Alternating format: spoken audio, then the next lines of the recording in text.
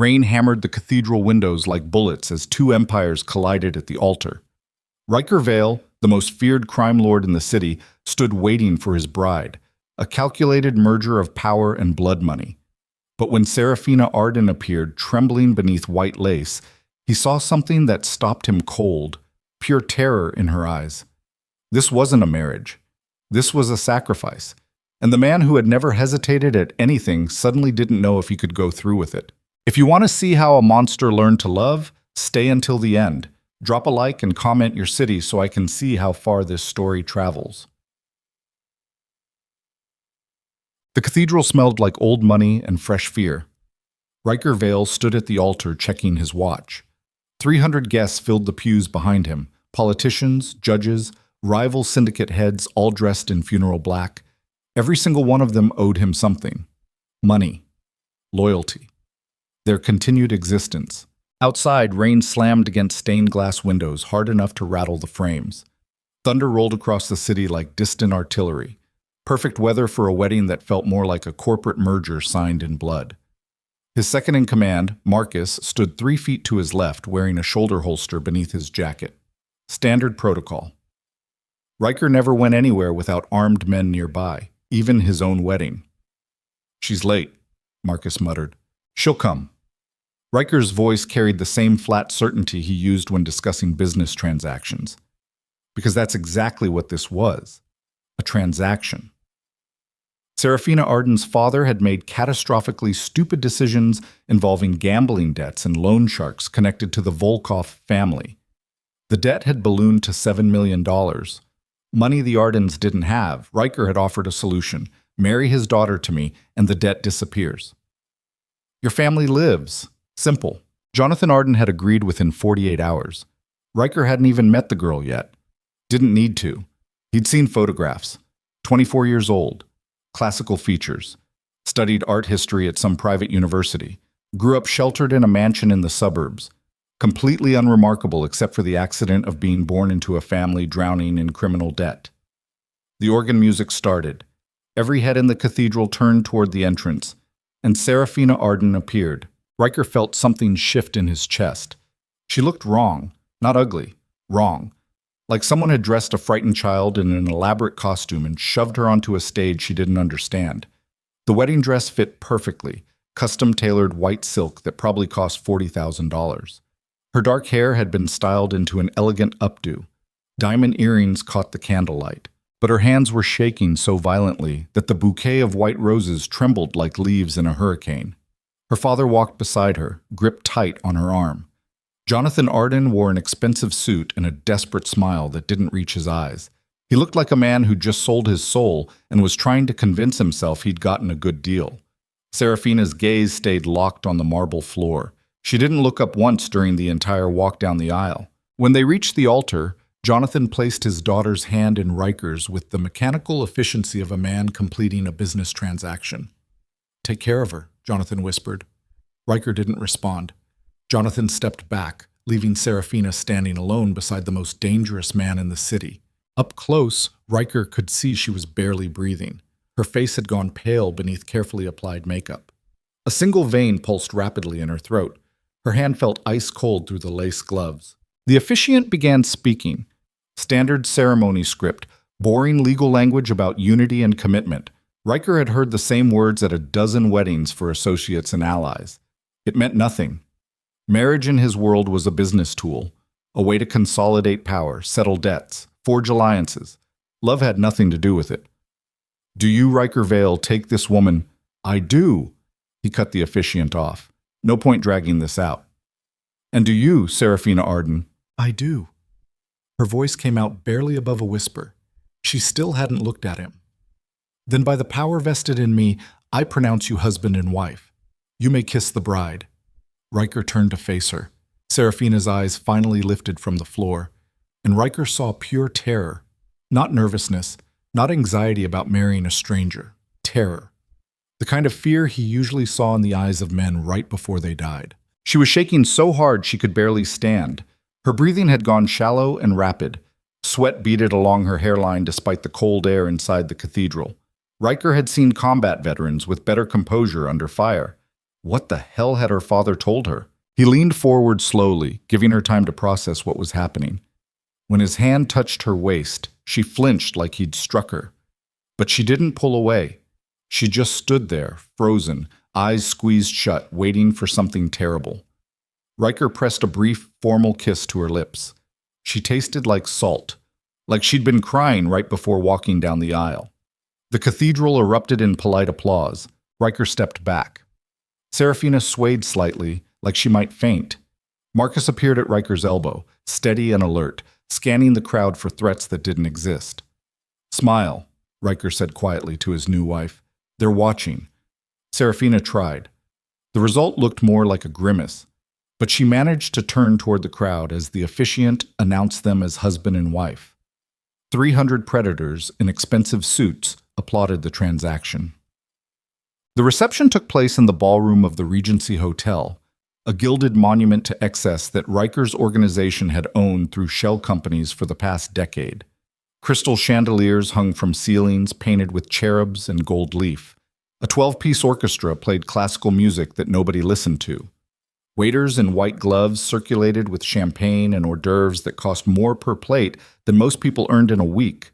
Riker sat at the head table beside his new wife, watching the room with the same calculating attention he gave to every business meeting.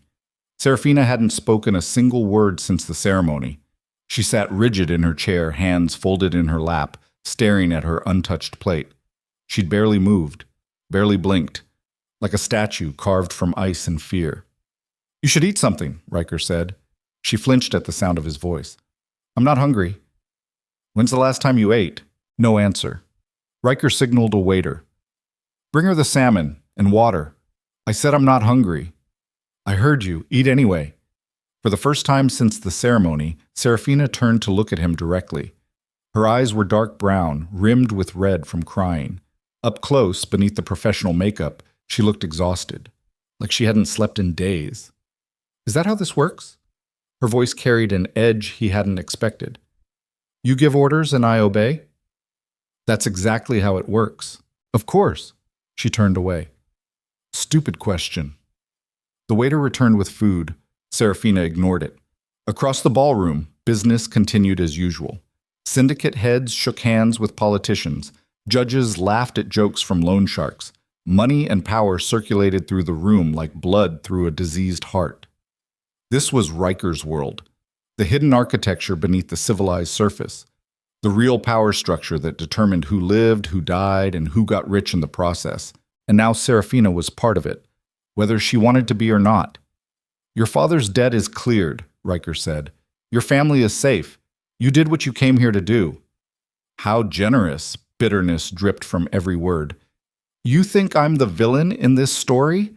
Serafina's laugh came out sharp and broken. "Aren't you?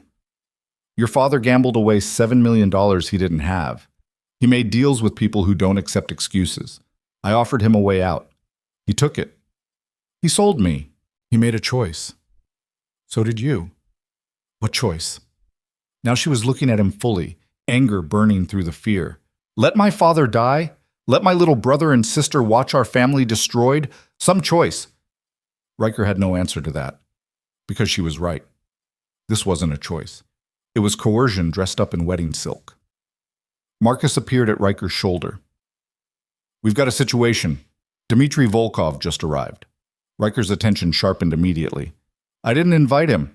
He came anyway. Says he wants to congratulate you personally." "Where is he?" "East entrance. 3 men with him." Riker stood. "Stay with her." Serafina's eyes widened. "What's happening?" "Nothing. Stay here." He moved through the ballroom with Marcus at his side, both of them scanning the crowd for additional Volkov soldiers. Dmitry Volkov ran the Russian syndicate that controlled the port district. Ruthless, ambitious, and currently at war with half the city's criminal organizations over territory disputes. The fact that he'd shown up uninvited to Riker's wedding meant trouble. They found Dmitry near the bar, surrounded by bodyguards in ill-fitting suits. He was a massive man, 6'4", built like a heavyweight boxer, with a face that looked like it had stopped a lot of punches. He grinned when he saw Riker approaching. "Riker Vale, congratulations!" Dmitry's accent turned the words thick and heavy. He spread his arms like they were old friends. Beautiful wedding, very tasteful. You weren't invited, Dmitri. I know, but I had to come, had to see it for myself. He leaned closer, vodka on his breath. You actually married Jonathan Arden's daughter, took his debt as a dowry. Brilliant move. What do you want? I want to drink to your happiness. Dmitri gestured to the bartender. Champagne, the expensive kind. The bartender looked at Riker. Riker nodded. Dmitri accepted a glass and raised it high. To Riker Vale, who just acquired $7 million worth of leverage over one of the city's oldest families. Very smart. Very cold. I respect it. The debt is settled. The Ardens are under my protection now. Of course. Dmitri drank deeply. But you understand why I'm curious, yes? Jonathan Arden owed money to a lot of people, not just you, and now suddenly his debt disappears because you marry his daughter. He shook his head, grinning. Makes other creditors wonder if they made a mistake, if maybe they should have asked for prettier collateral. Marcus's hand moved toward his jacket. Riker caught his wrist. Easy.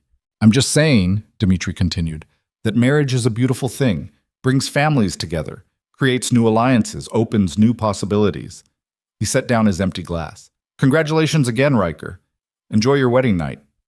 He left with his bodyguards, disappearing into the crowd. Marcus exhaled slowly. That was a threat. I know. He's going to move on the Ardens. Let him try. They returned to the head table. Serafina was gone. The chair sat empty, her untouched plate still waiting. Where is she? Riker's voice went cold. One of the servers hurried over. She went to the restroom, sir. About 5 minutes ago. Riker headed for the hallway leading to the bathrooms, Marcus right behind him. His mind ran through scenarios. Dimitri's men grabbing her as leverage, a rival syndicate making a move, Serafina herself trying to run. He found her in the marble-tiled bathroom, sitting on the floor beside the sinks, still wearing her wedding dress. Her carefully styled hair had started to come undone. Mascara streaked her face. She looked up when he entered, not bothering to hide the fact that she'd been crying. You're not supposed to be in here, she said. You're not supposed to disappear. I needed air. In the bathroom? It was the only place I could think of where nobody would follow me. She laughed bitterly. Guess I was wrong. Riker studied her. Really looked at her for the first time. Beneath the expensive dress and professional makeup, she looked young, fragile, completely out of her depth in a world she didn't understand. We have to go back out there, he said. Why? So they can stare at me like I'm a trophy you just won? Yes. At least he was honest. Serafina pushed herself to her feet, wobbling slightly on the high heels. She caught herself against the sink, steadying her balance. How long do I have to pretend? Pretend what? That this is normal, that I'm happy, that I chose this. Until the reception ends, then you can stop pretending. And then what? Riker met her eyes. Then we go home. The word landed between them like a stone. Home. Serafina's face went pale again, because they both knew what that word meant. What came after the reception? What happened on wedding nights? I can't. Her voice cracked. Please don't. We're leaving. Riker cut her off before she could finish. He turned to Marcus. Bring the car around. Tell the guests we're departing early. Sir, now. Marcus left. Riker looked back at Serafina. She was shaking again, arms wrapped around herself like she was freezing. Nothing is going to happen tonight, he said quietly. Do you understand? She didn't answer. I need you to answer me. I understand. Barely a whisper. Can you walk? She nodded. They left through the side exit to avoid the main crowd. A black Mercedes waited in the rain, engine running. Marcus held the door. Serafina climbed in without looking back. Riker followed her. The car pulled away from the hotel, tires hissing on wet pavement. Rain hammered the roof. Through the tinted windows, the city lights blurred into streaks of gold and red. Serafina sat as far from Riker as the back seat allowed, staring out the window. Her wedding dress filled half the car, layers of white silk and lace that probably weighed 20 pounds. She looked like a ghost. Where are we going? She asked. My house. Your house. Our house now. She flinched at the word our. The drive took 40 minutes. They left the city center behind, climbing into the hills overlooking the coast. The neighborhoods changed from urban density to gated estates hidden behind stone walls and private security. Old money, new money, criminal money, all of it mixed together in the same exclusive zip code. The Mercedes turned through iron gates that opened automatically.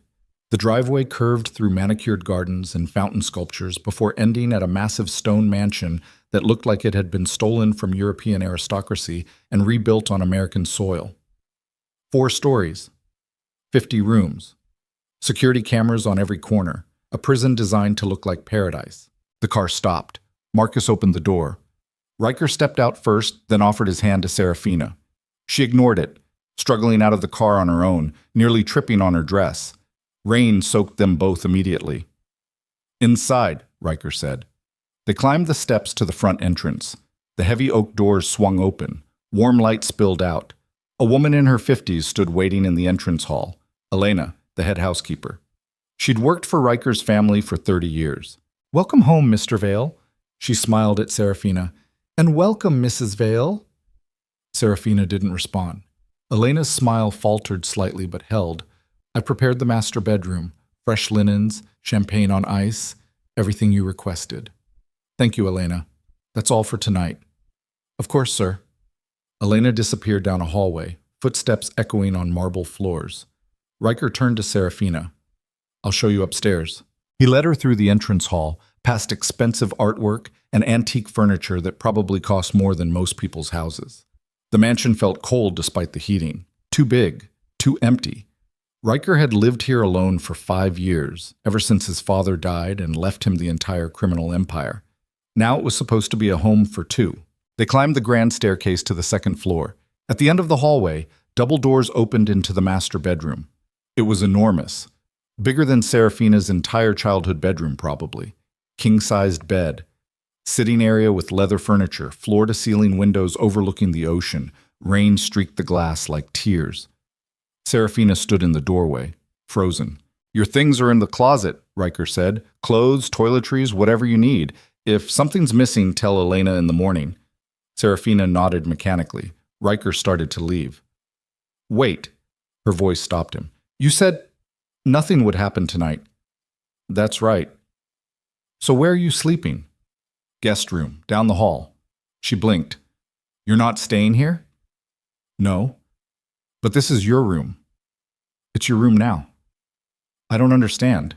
Riker turned to face her fully. "You've had a long day. You're exhausted. You need sleep. That's all that's happening tonight." "And tomorrow?" "We'll talk tomorrow." "About what?" "About how this works." Serafina's hands twisted together, fingers nodding and unknodding. "Everyone at the reception, they assumed we'd—" "I don't care what they assumed. But you're supposed to—" She couldn't finish the sentence. "I'm not supposed to do anything." Riker's voice came out harder than he intended. "This isn't the 18th century. You're not property. You're my wife on paper. That's all." "Then why did you marry me?" "Your father's debt." "No."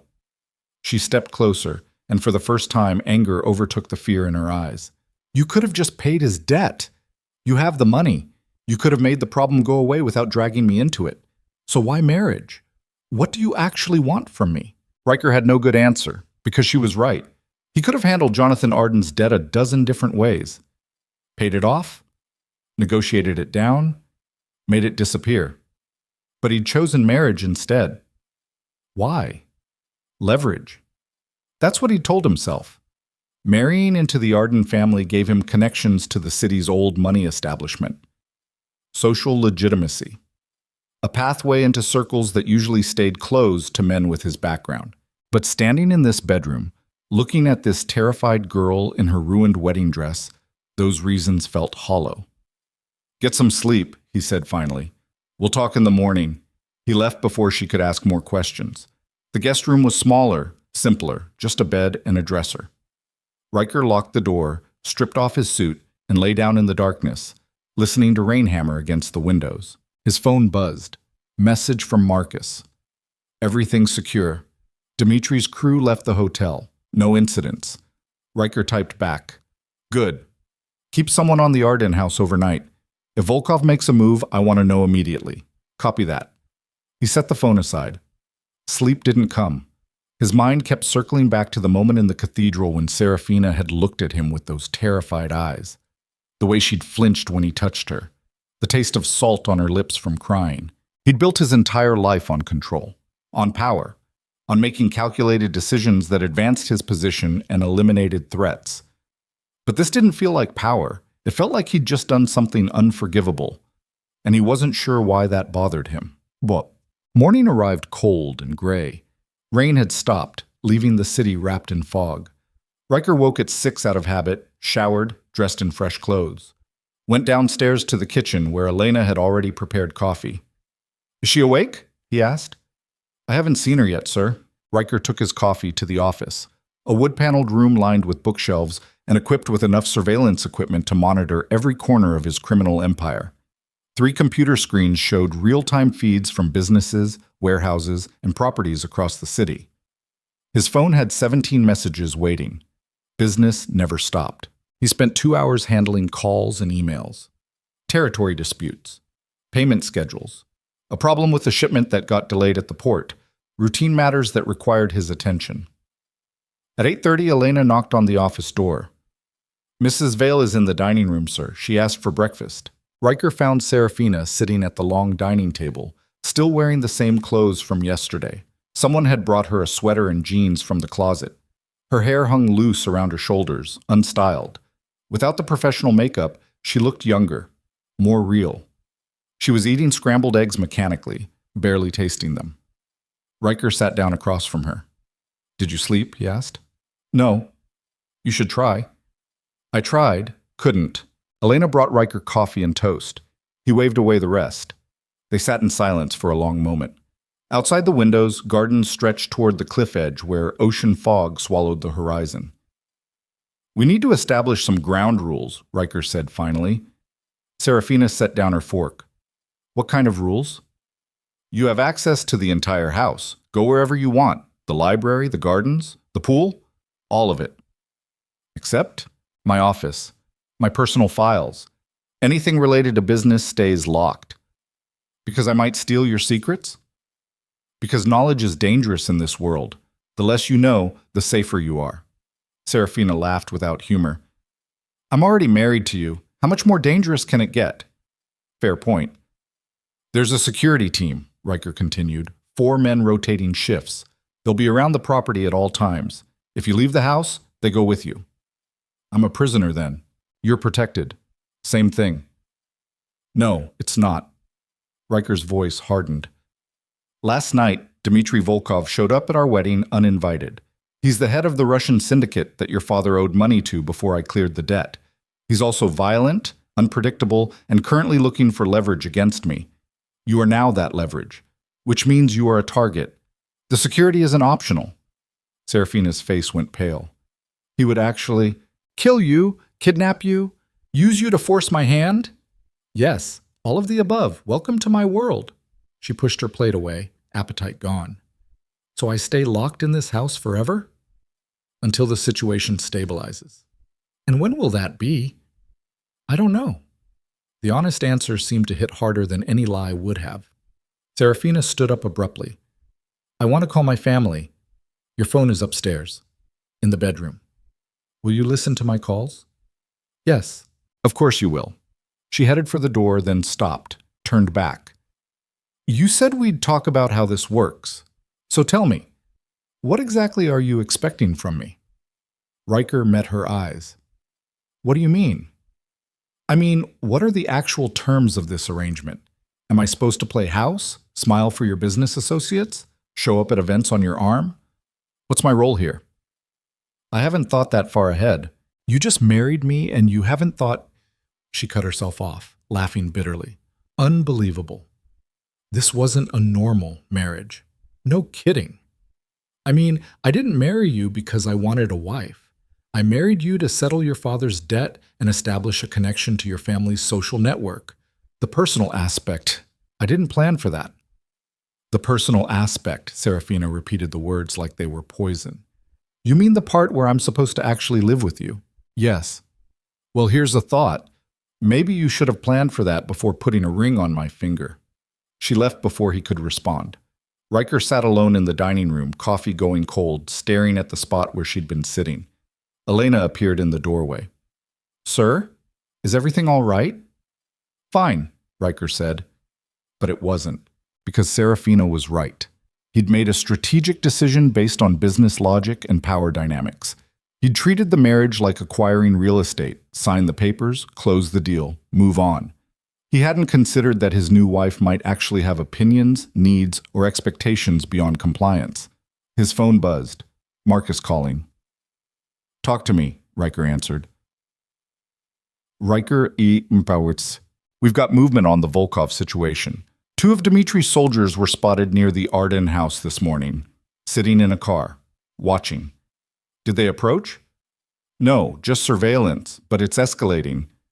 Double the security on the family. I want eyes on them 24/7. "Already done." "What about Dmitri himself?" "Let him watch. He makes a move, we respond, not before." "Understood. Also, your lawyer called, wants to schedule a meeting about the offshore accounts. Tell him next week." Riker ended the call.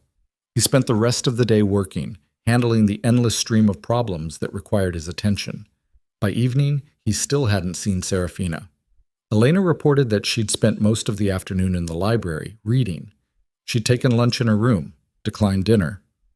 At 10 p.m., Riker finally went upstairs. He stood outside the master bedroom door, hand raised to knock, then lowered it. What was he supposed to say? "Sorry I married you under coercion and brought you into a world where people get killed for making the wrong business deals? Sorry your life is now permanently entangled with a criminal empire you didn't choose?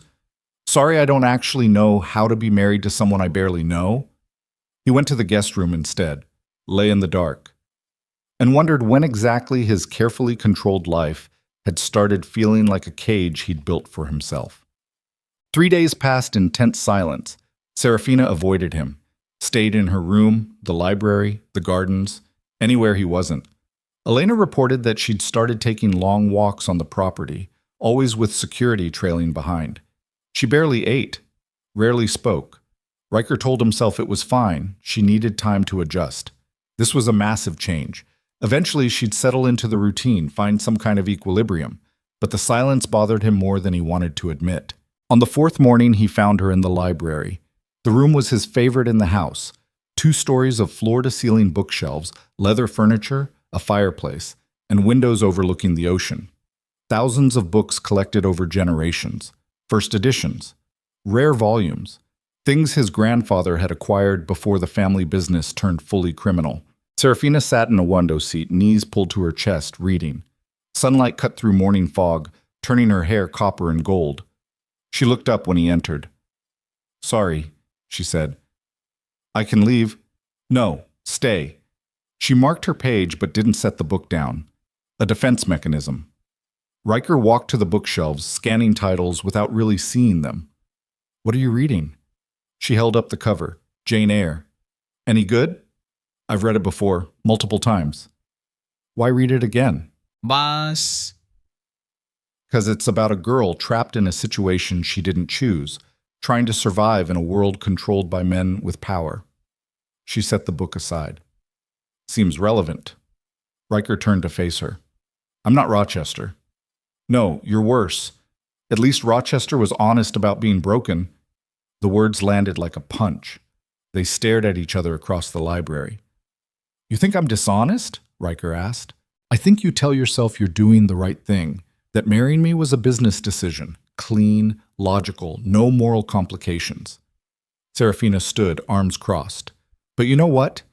If it was just business, you wouldn't have left me alone on our wedding night. You wouldn't have given me space. You would have just taken what you wanted. Because that's how men like you operate, right? You see something, you take it." "I'm not..." "But you didn't." She took a step closer.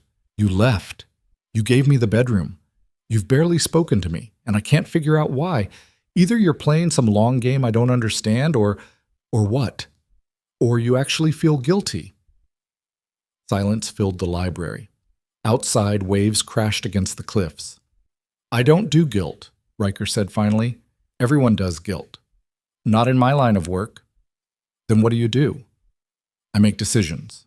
I live with consequences." And I'm one of those consequences. Yes. Serafina's expression shifted, something between anger and exhaustion. At least you're honest about that. She started to leave. Wait, Riker said. She stopped. You asked what I expect from you. I'm still figuring that out. But here's what I don't expect. I don't expect you to pretend you're happy. I don't expect you to perform for anyone. You want to stay in your room and read? Fine. You want to ignore me? Fine. As long as you're safe, I don't care how you spend your time. How generous. It's not generosity, it's reality. This marriage isn't what either of us wanted, but we're stuck with it. So we figure out how to exist in the same space without making each other miserable. You really think that's possible? I don't know, but we can try. Serafina studied him for a long moment. Then she picked up her book and walked past him toward the door. She paused in the doorway. My little sister called yesterday, she said without turning around. Mia, she's 16. She asked me if I was happy, if the wedding was everything I dreamed of. I told her yes. I lied straight to her face because I didn't want her to know the truth. She finally looked back at him. So don't tell me we can figure this out without making each other miserable. We're already there. She left. Riker stood alone in the library, surrounded by thousands of books and the suffocating weight of a decision he couldn't undo. The days that followed felt like living inside a minefield. Riker threw himself into work. 12-hour days managing shipments, territory negotiations, payroll for 200 men who worked in the gray spaces between legal and criminal. He told himself the distance was strategic. Give Serafina space. Let her adjust. Eventually the situation would normalize. But every time he walked past the library and saw her curled up in that window seat, something twisted in his chest. Marcus noticed. You're distracted, he said one afternoon in Riker's office. Rain hammered the windows. Financial reports covered the desk. Profit margins from the casino operations, revenue from the shipping containers, loss projections from the recent territorial dispute with the Volkov crew. I'm fine. You've read that same page 3 times. Riker set down the report. What's the update on Dmitri? Still watching the Arden house. No direct contact, just surveillance. But he's getting bolder. Yesterday, one of his guys approached Serafina's brother outside school. Riker's head snapped up. What? Nothing happened. Our security team intercepted. The kid didn't even know it was going down, but Dimitri's making moves, testing your boundaries. Double security on the family, all of them. I want men on the brother and sister 24/7. Already done. But Riker, Marcus hesitated. This is escalating. Dimitri's not going to back off. He sees your marriage as a weakness, something he can exploit. Let him try. And if he succeeds, if he grabs one of them, then I bury him. Marcus studied him carefully. This isn't just business anymore, is it? What's that supposed to mean? You married her for leverage, strategic positioning, but now you're acting like what? Like you actually care. Riker stood abruptly. I care about protecting my assets. The Arden family is under my protection. That means Dmitri doesn't get to touch them. End of discussion. Marcus raised his hands. All right, I'll handle it. After Marcus left, Riker stood at the window staring out at the rain-soaked gardens. Below, near the fountain, he could see Serafina walking with one of the security guards trailing 20 feet behind. She wore a long coat against the cold, hands shoved deep in pockets, head down. She looked alone. Even surrounded by armed men and acres of property, she looked completely isolated. Riker's phone buzzed. Text from Elena. Mrs. Vale requested dinner in her room again tonight. Should I prepare something special? He typed back, No, I'll handle it. At 7 p.m., Riker knocked on the master bedroom door. No answer. He knocked again. Serafina, I need to talk to you. Silence. He tried the handle. Unlocked. He pushed the door open. The bedroom was empty. His pulse spiked immediately. Serafina? Movement from the bathroom, water running. The door was cracked open, steam drifting through. I'm in here, her voice called out. What do you want? Dinner, downstairs, in 20 minutes. I already told Elena I'm eating in my room. I know, plans changed. A pause. Then, I'm not hungry. You haven't eaten a full meal in 4 days. You're coming to dinner. You can't just order me around. Yes, I can. 20 minutes. Dining room. He left before she could argue. 19 minutes later, Serafina appeared in the dining room doorway, wearing jeans and an oversized sweater, hair still damp from the shower. She looked exhausted. Dark circles shadowed her eyes. She'd lost weight. He could see it in her face, her wrists. "Sit," Riker said. She sat across from him, arms folded defensively. Elena had prepared roasted chicken, vegetables, fresh bread, the kind of meal designed to be comforting. Serafina stared at her plate like it was an enemy. "Eat," Riker said. "Stop giving me orders." "Then stop acting like a child." Her eyes flashed. "Excuse me? You've been hiding in your room for a week, barely eating, barely sleeping. That's not sustainable." "Why do you care?" "Because you're my responsibility." "Your responsibility." She laughed bitterly. "Like I'm some kind of asset you need to maintain." "That's not what I meant." "Then what did you mean?" Riker set down his fork. "You're part of this household now. That means you need to take care of yourself. I can't have you collapsing from exhaustion or malnutrition." "Can't have me damaging your investment, you mean?" "Jesus Christ, Serafina. Don't." She stood abruptly. "Don't pretend this is about my well-being. You married me for business reasons. You keep me locked in this house for business reasons. Everything you do is calculated. So don't sit there and act like you suddenly care about whether I'm eating enough." "Sit down." "No." "Sit down." They stared at each other across the table. Her hands trembled. From anger or fear or exhaustion, he couldn't tell. But she didn't sit. "You want honesty?" Riker said quietly. "Fine. Here's honesty. I didn't expect this to be complicated. I thought you'd adjust. I thought we'd find some kind of arrangement that worked for both of us. I was wrong. This situation is a mess, I know that, but starving yourself isn't going to fix anything. Neither is forcing me to eat dinner with you. Maybe not, but it's a start." Serafina stood there for a long moment, jaw tight, breathing hard. Then slowly, reluctantly, she sat back down. They ate in tense silence. Halfway through the meal, Serafina spoke. "My sister called again today." Riker looked up. "Mia," Serafina continued, voice carefully neutral. "She wanted to know when she could visit. She misses me." Her fork scraped against the plate. "I told her maybe next month, maybe, because I don't know if you'll even let them come here." "They can visit whenever they want." She blinked. "Really? They're your family. But you said knowledge is dangerous. The less they know." "They can visit," Riker repeated, "as long as security clears them first." Something shifted in Serafina's expression. Not gratitude exactly. More like surprise, like she hadn't expected him to be reasonable. "Thank you," she said quietly. They finished eating. Afterward, instead of retreating to separate corners of the house, they stayed at the table. Elena cleared the dishes, brought coffee, left them alone. "Can I ask you something?" Serafina said. "Go ahead." "Why me?" Riker frowned. "What do you mean?"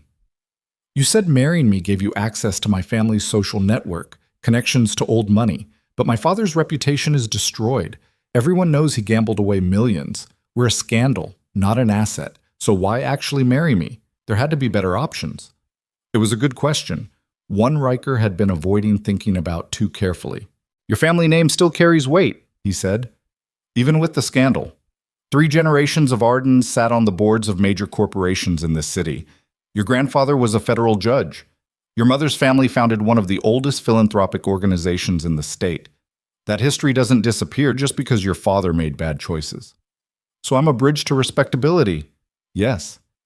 "How's that working out for you?" He almost smiled, still figuring that out. Serafina wrapped her hands around her coffee cup. "My father called yesterday. First time since the wedding." "What did he say?"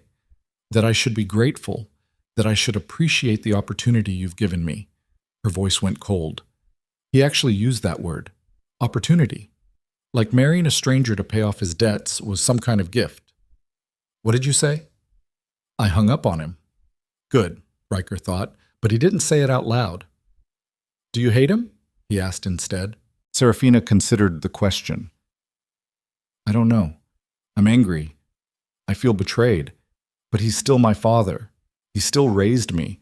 Took care of me for 24 years before he decided I was worth $7 million. She looked up. Do you hate your father? My father's dead. That's not an answer. Riker leaned back in his chair. My father was a hard man, built this empire from nothing, taught me everything I know about power, control, survival. He also taught me that weakness gets you killed, that loyalty is bought, not earned, that family is just another word for liability unless you can weaponize it. He paused. So yeah, I hated him. Still do sometimes. Doesn't change the fact that everything I am comes from him. That's depressing. That's reality. Does it have to be? In my world? Yes. Serafina shook her head. I don't believe that. Believe whatever you want. Won't change what's true. She stood, carrying her coffee cup toward the kitchen. At the doorway, she stopped. For what it's worth, I think your father was wrong. About what? About weakness. You think leaving me alone on our wedding night was weakness? Giving me space, letting me have the bedroom, but it wasn't. It was the strongest thing you could have done. She met his eyes. Because taking what you wanted would have been easy. Walking away was hard. She left before he could respond. Riker sat alone in the dining room, her words echoing in his head. Walking away was hard. Yeah, it was. 2 days later, everything went to hell. Riker was in a meeting downtown, a warehouse near the port district where he handled sensitive negotiations away from prying eyes. The topic was territory. Dmitry Volkov wanted access to shipping lanes Riker controlled. Riker wanted Dmitry to back off the Arden family. Neither was willing to compromise. You're being unreasonable, Dmitry said. He sat across a metal table, flanked by 2 bodyguards who looked like they bench-pressed cars for fun. I offer you fair compensation for access. You refuse. Why? Because I don't trust you. Trust? Dmitry laughed. We're criminals, Riker. Trust is a luxury. We deal in incentives.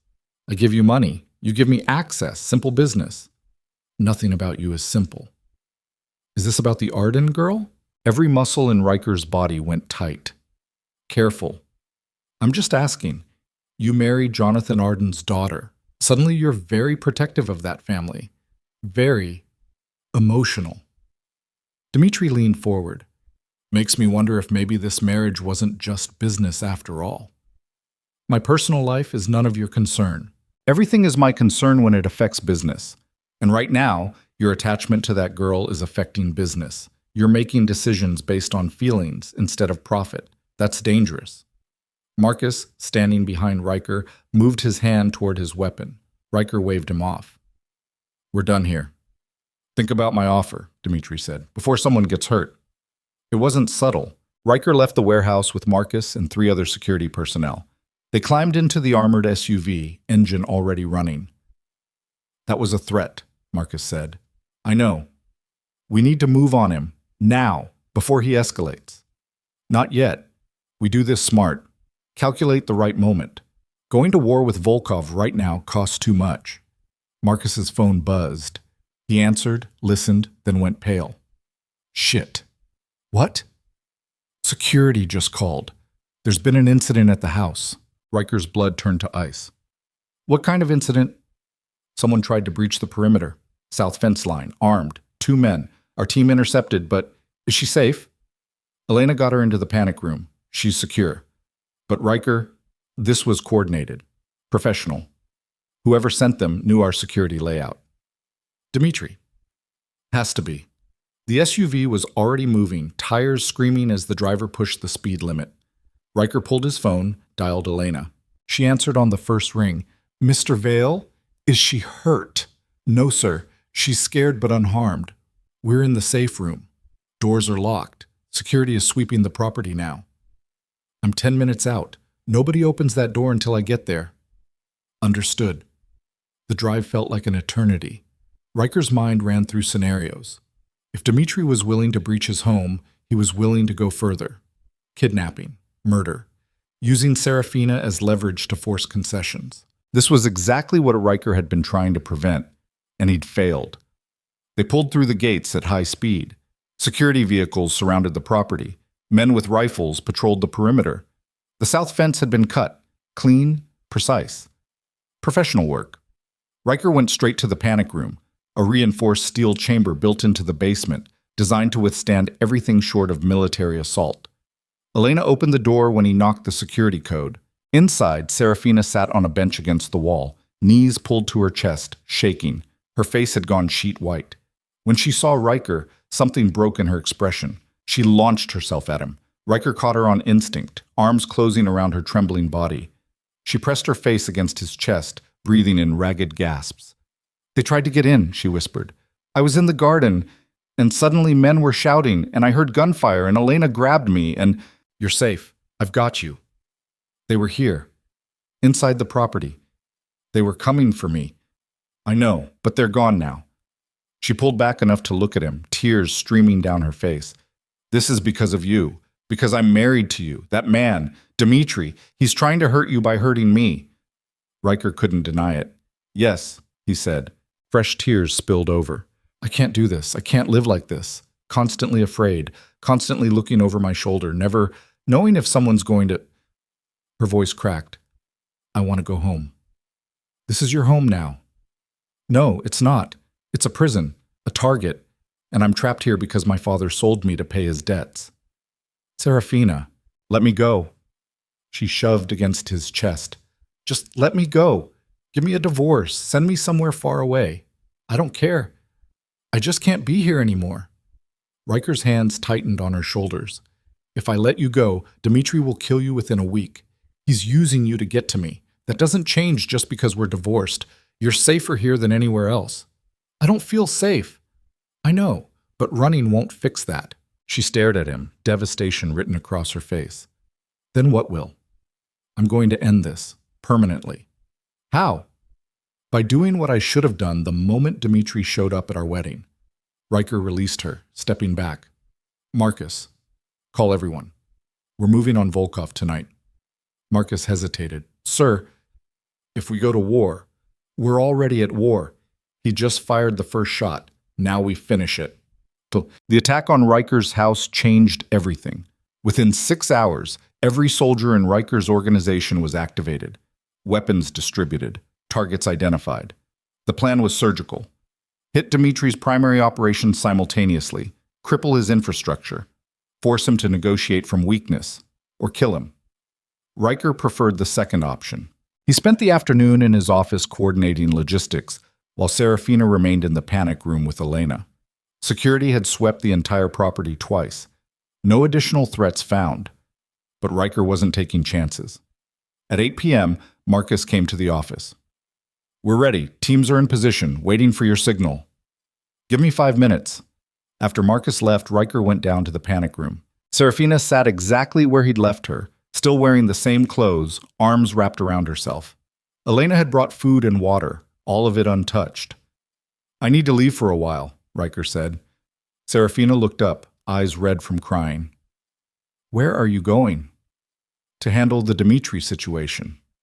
"Handle?" She laughed bitterly. "You mean kill?" He didn't deny it. "Does it bother you?" she asked. "Taking someone's life?" "No."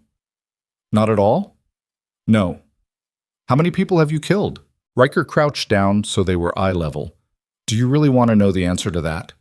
She held his gaze. "Yes." 11, personally, with my own hands. Dozens more indirectly through orders I've given. He watched her process that information, watched her decide whether to be horrified or accept it as reality. "And you're going to kill Dmitri tonight," she said. "If I get the chance." "What if something goes wrong? What if his people kill you first? Then Marcus takes over. Your security stays in place. You'll be protected." "That's not what I'm asking." Riker studied her carefully. "What are you asking?" "I'm asking—" She swallowed hard. "I'm asking what happens to me if you die." The question hung between them.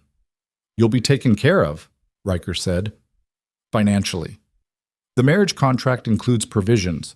You and your family will have everything you need." "I don't care about money." "Then what do you care about?" Serafina's eyes filled with fresh tears. "I don't know anymore." Riker stood. "Stay in this room until I get back. Elena will be right outside. Don't open the door for anyone except me or Marcus." "How long will you be gone?" A few hours, maybe longer. She grabbed his wrist before he could leave. Her hand felt small and cold against his skin. "Don't die," she whispered. It wasn't a request. It was something closer to a plea. "I won't," Riker said. Then he left to go start a war. The hits happened simultaneously across the city. Riker's team struck 3 of Dimitri's primary locations: a warehouse where he stored smuggled goods, a nightclub that laundered money, and a shipping office that handled logistics. Surgical strikes. Fast. Brutal.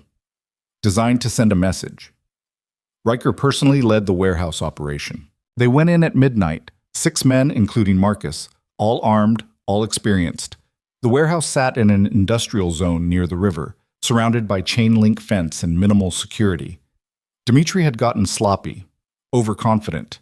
That overconfidence cost him. The security guards went down without firing a shot. Riker's team breached the main entrance, moving through rows of shipping containers and wooden crates. The warehouse held maybe $2 million worth of stolen electronics, pharmaceuticals, luxury goods waiting for distribution, all of it about to burn. But Dimitri wasn't there. They searched every corner, every office, every storage room, nothing. "He knew," Marcus said, breathing hard. "Someone tipped him off." Riker's jaw clenched. "Burn it anyway. Send the message." They doused the warehouse in accelerant, set the charges, and evacuated. The explosion lit up the night sky like a second sun. Riker watched the flames from across the river, phone pressed to his ear as reports came in from the other teams. The nightclub, destroyed. Dimitri not there. The shipping office, cleared out. Empty. "He's running," Marcus said. "Going to ground." Riker's phone buzzed. Unknown number. He answered. "Yeah, Riker Vale." Dimitri's voice came through crystal clear. "I'm impressed. Very aggressive. Very dramatic. You made your point." "Where are you?" "Somewhere safe. Watching my properties burn on the news. You cost me a lot of money tonight." "Good. But you didn't cost me everything, and you didn't find me, which means this isn't over." "It is if you're smart," Dimitri laughed. "Here's what's going to happen. You're going to back off. Stop protecting the Ardens. Give me access to your shipping lanes, or I'm going to take something from you that you can't replace." "Try it." "I already did." The line went dead. Riker's blood turned to ice. He spun toward Marcus. "Get the house on the line. Now." Marcus was already dialing. "It's ringing." He went pale. "No answer." "Try again." Still no answer. Riker was moving before Marcus finished the sentence, sprinting toward the SUV. They burned through city streets at 90 miles per hour, running red lights, sirens screaming. Riker called Serafina's cell phone. No answer. Called Elena. No answer. Called the security team. No. Fucking. Answer. "Drive faster," he told the driver. They hit the gates at full speed, tires screaming as they skidded to a stop in front of the mansion. The front door stood wide open, bodies on the ground. His security team, all of them dead. Riker ran inside, weapon drawn, Marcus right behind him. The house was silent, too silent. Blood on the marble floors, bullet holes in the walls, signs of a firefight. "Serafina!" Riker's voice echoed through empty hallways. No response. They cleared the ground floor, the second floor, every room. Empty.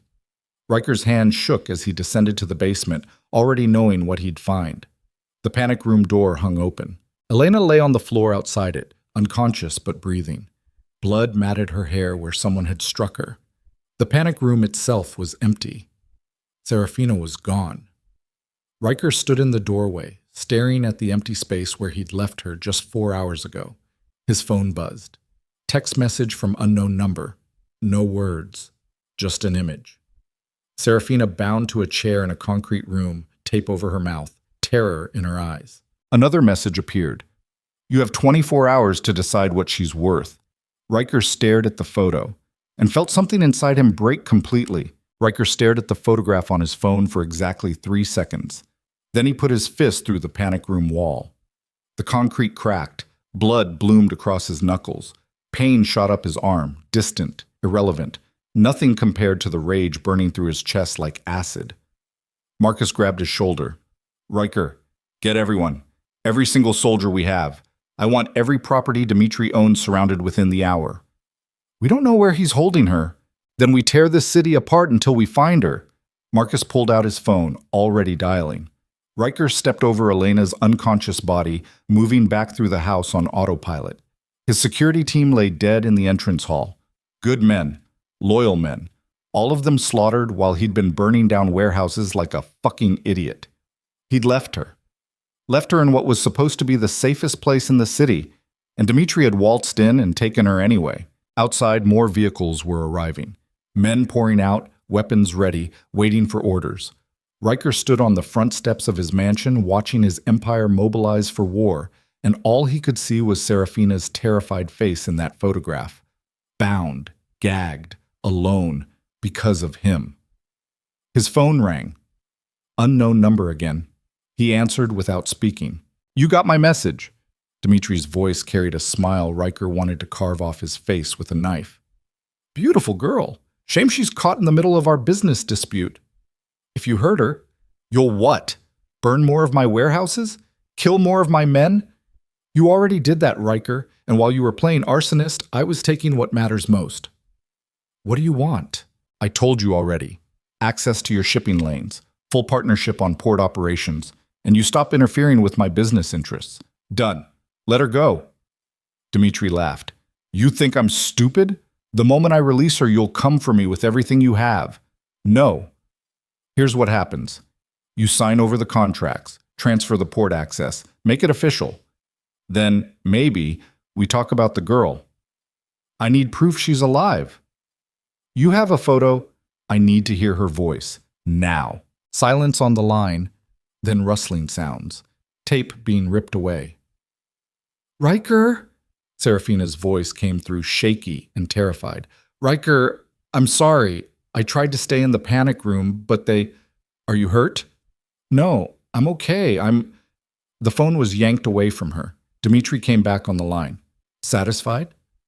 If you touch her, spare me the threats. You have 12 hours to get me the contracts. After that, I start sending pieces of her back to you, starting with fingers." The line went dead. Riker stood motionless on the steps, phone still pressed to his ear, every muscle in his body coiled tight enough to snap. Marcus appeared at his elbow. What did he say? "He wants the port operations signed over legally in exchange for her life." "You can't give him that. The port is 40% of our revenue. Without it, I don't care." "Riker, I don't care." He turned to face Marcus fully. "Get our lawyers on the phone. Start drafting the contracts. I want everything ready to sign within 6 hours. If we do this, we lose half our power base. Dmitri will control shipping for the entire eastern seaboard.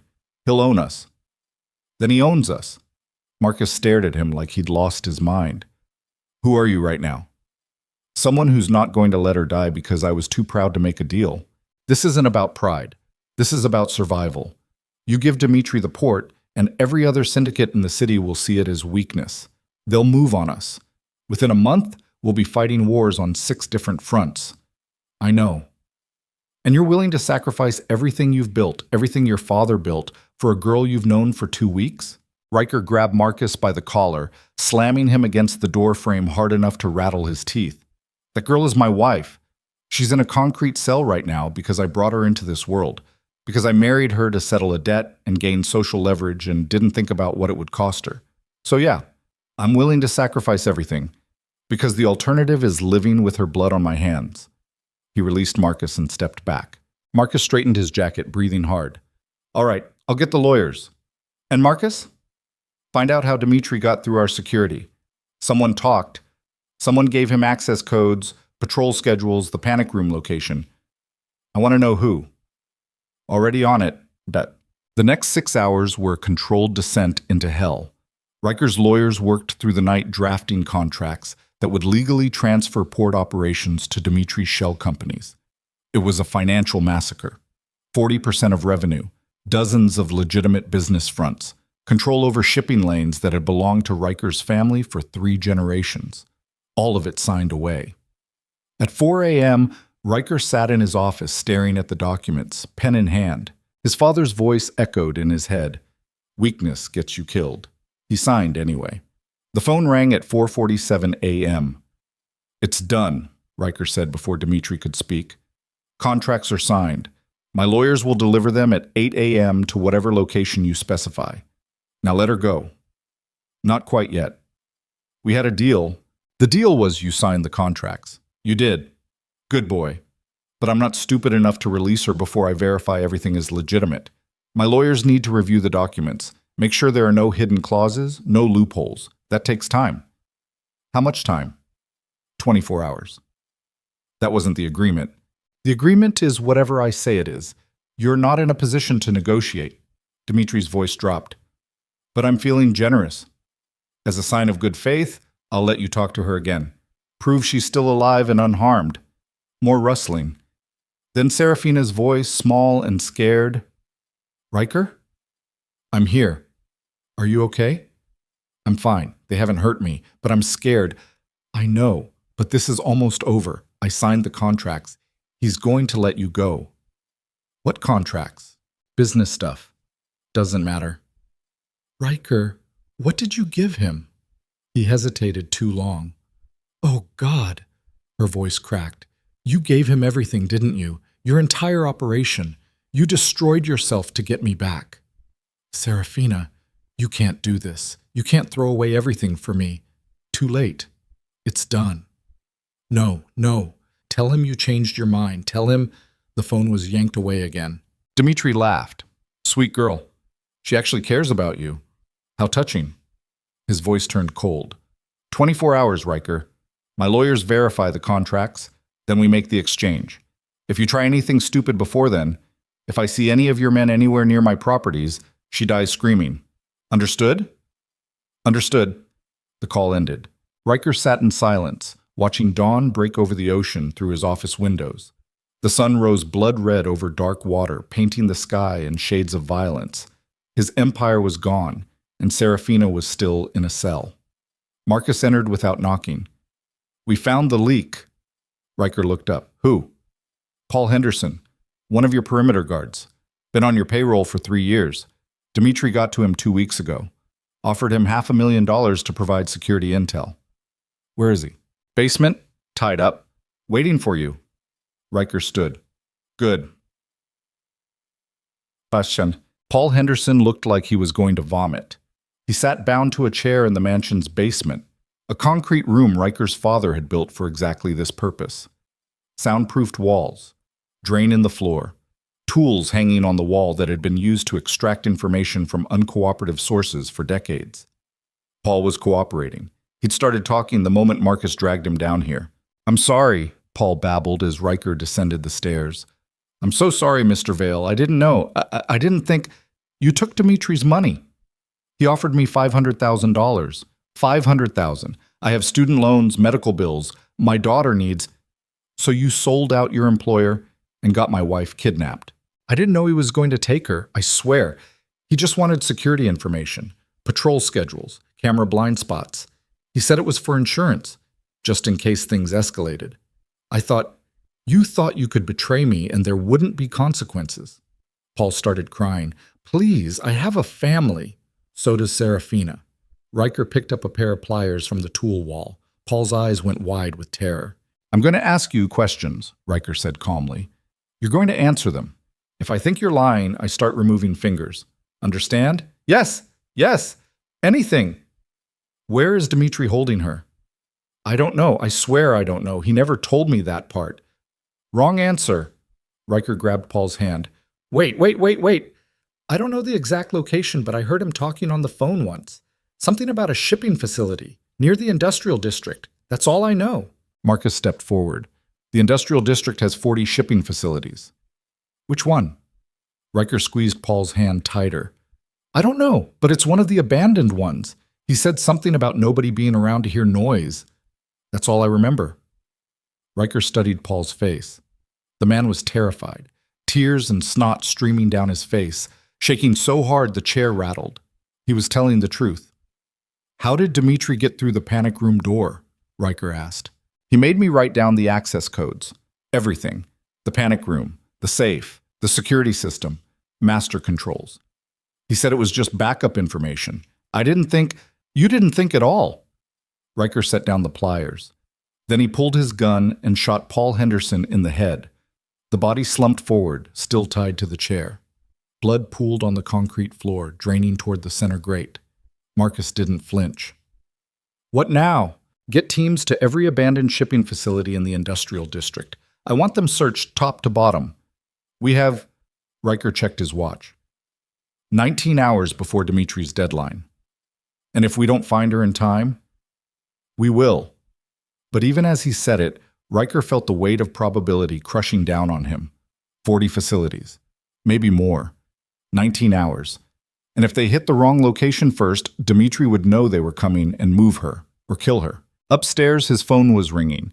He took the stairs 2 at a time, grabbed it from his office desk. Marcus again. Sir, we have a problem.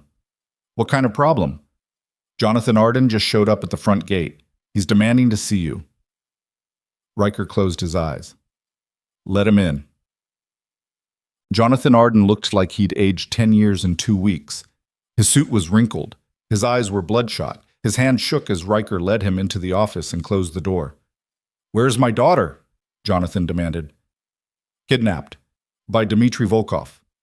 The color drained from Jonathan's face. Oh, God! Oh, God, no! Sit down. This is my fault. This is all my fault. Sit down. Jonathan collapsed into a chair, head in his hands. I never should have made that deal with you. I should have found another way. I should have... There was no other way.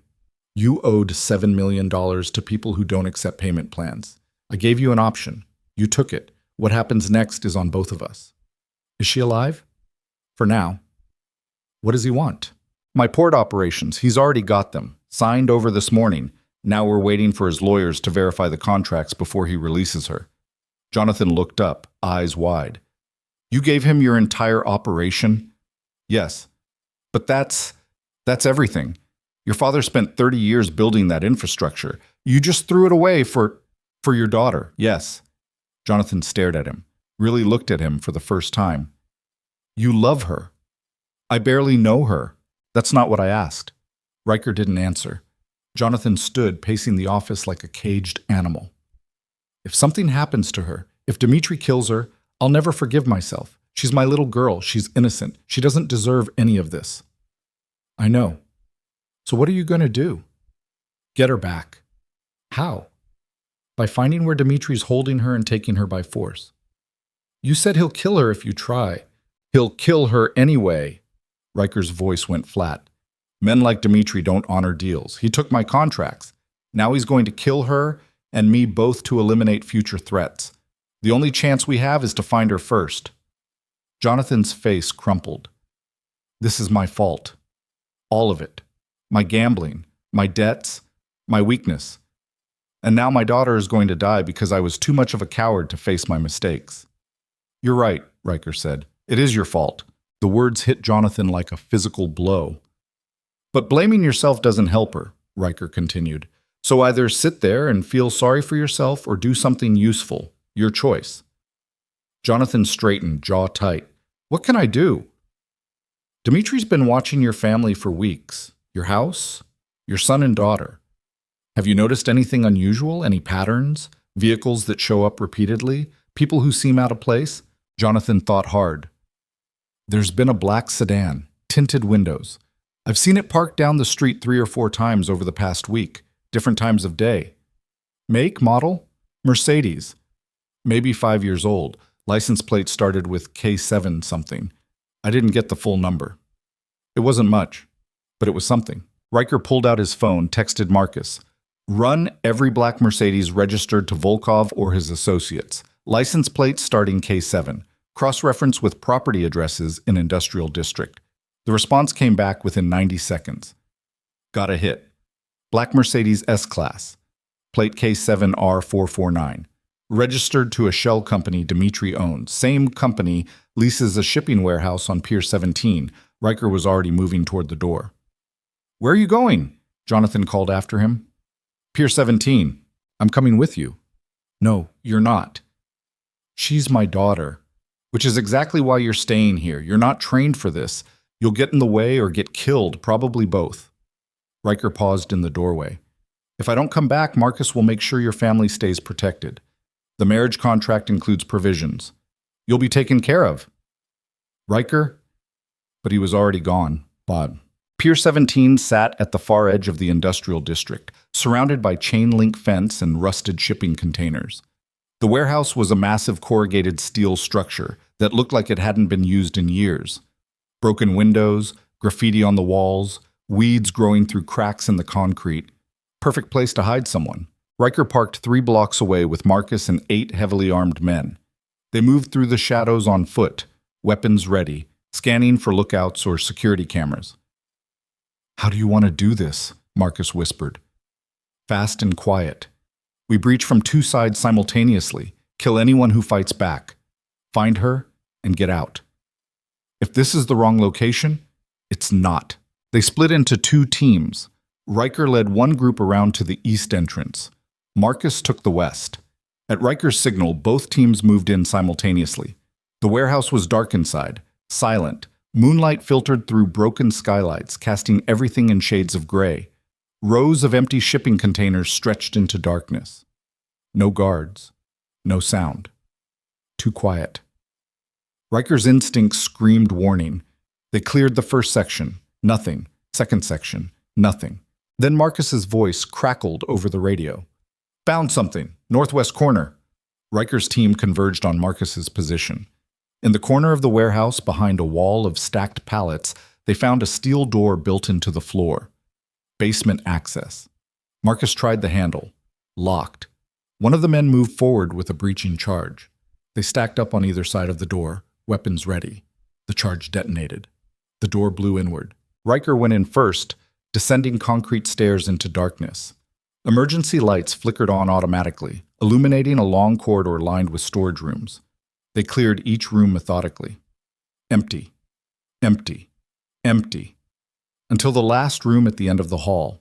The door hung open. Inside, a single chair sat in the center of the concrete floor. Ropes lay coiled on the ground.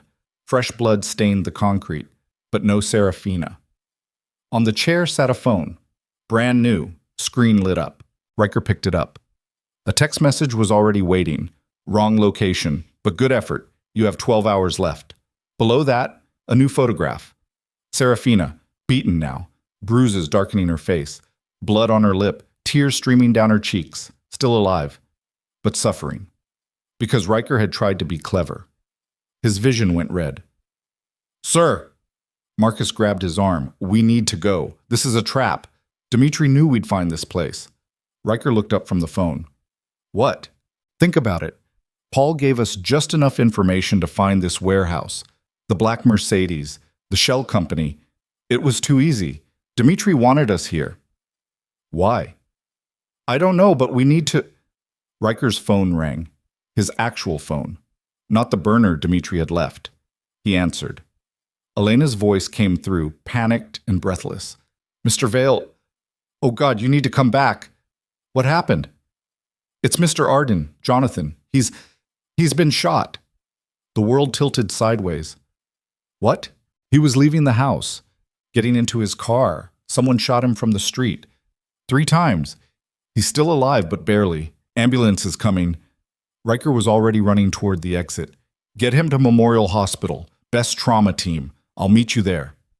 He burst out of the warehouse into cold night air, sprinting for the SUV with Marcus and the team right behind him. "What's going on?" Marcus demanded. "Jonathan Arden was just shot outside my house." "Dimitri's making a statement. He's showing you he can hit anyone, anytime."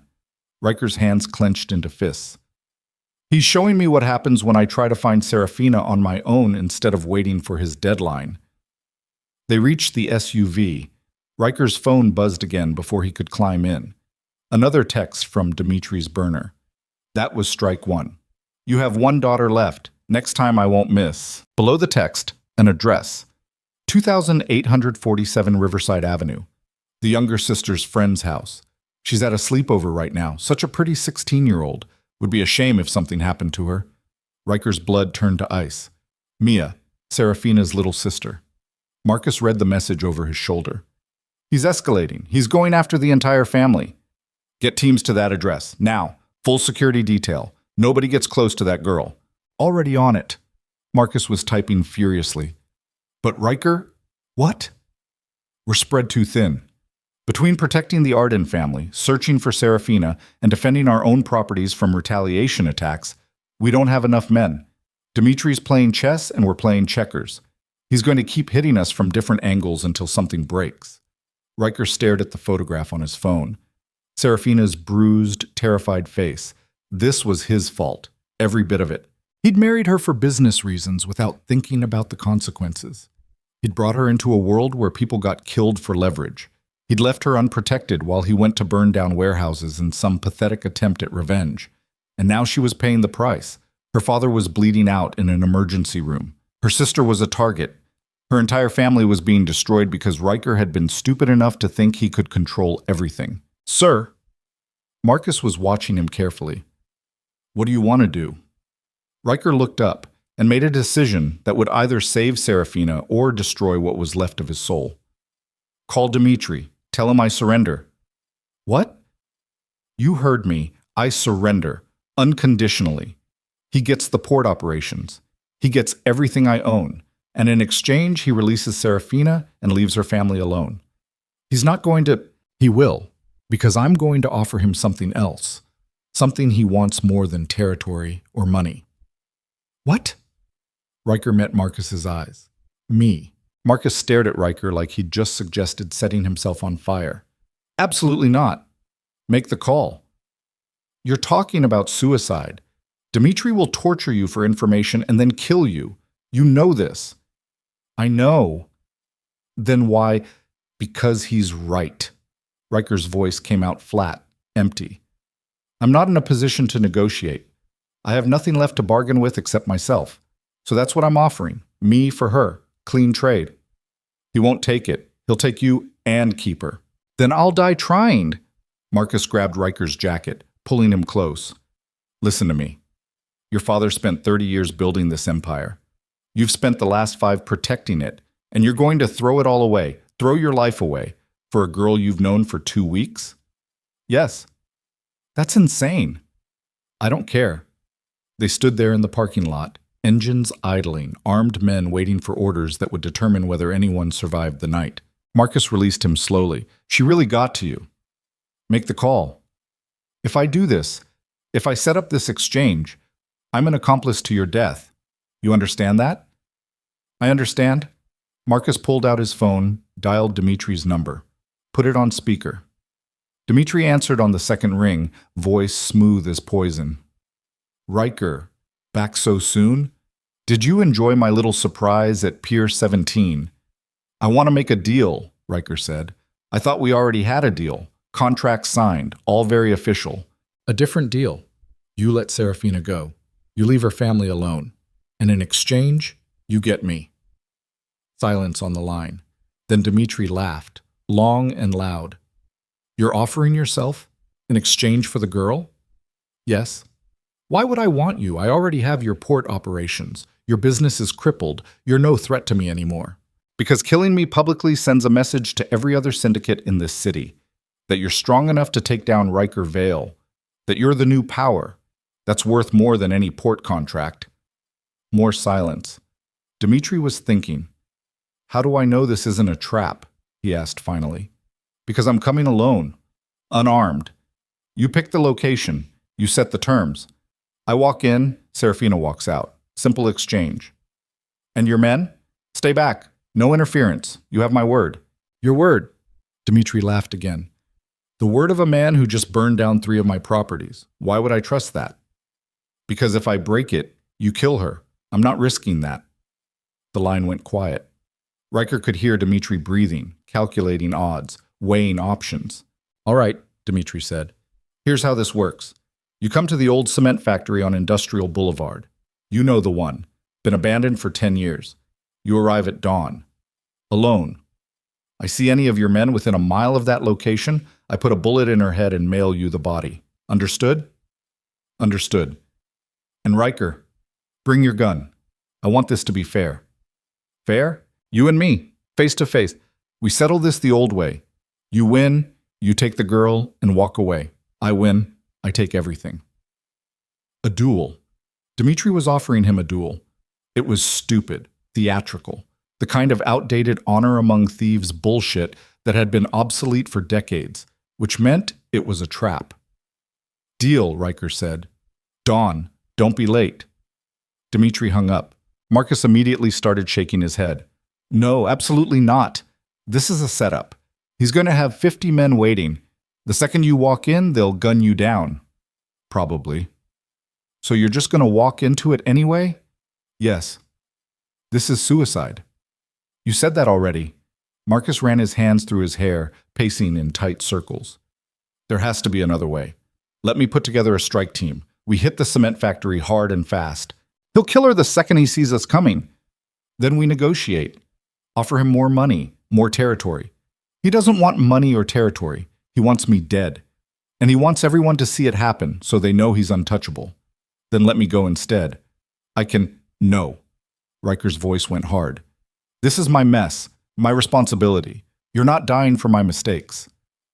But you are? If that's what it takes. Marcus stopped pacing, looked at Riker with something between respect and grief. You really love her. I don't know what I feel, but I know I can't live with her blood on my hands. So I'm doing this, with or without your help. Marcus closed his eyes, exhaled slowly. All right, but we do this smart. You go in alone like he asked, but I position men around the perimeter, out of sight. If things go sideways, we move in. He'll kill her. If you're already dead, she's dead anyway. At least this way we have a chance at extraction. It was the best plan they had, which meant it was a terrible plan. But it was something.